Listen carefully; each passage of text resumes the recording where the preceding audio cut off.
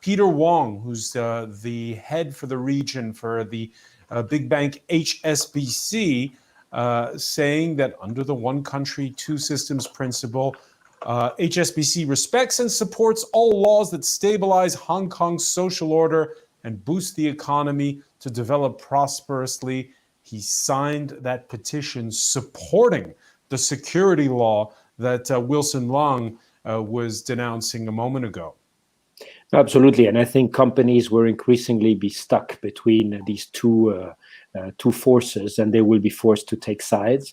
And it's going to be, I will quote our French Prime Minister, who called this crisis as a set of bad decisions, and he had to choose between them. And I think this is exactly the case for companies.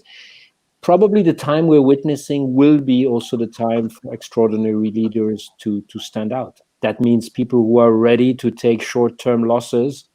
And so does a bank like HSBC have a future in Hong Kong? Well, the big question is, can corporates who are only focused on bottom line can survive?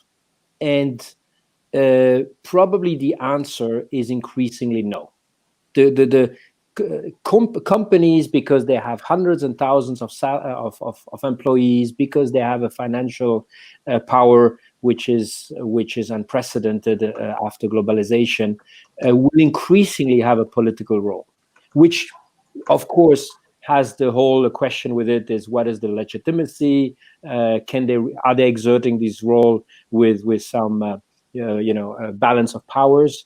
I think increasingly Hong Kong as a financial center, and that's only the investor who's speaking, I think to take the words which were spoken out just before, has a very somber future, that's for sure. I mean, Hong Kong was an exception.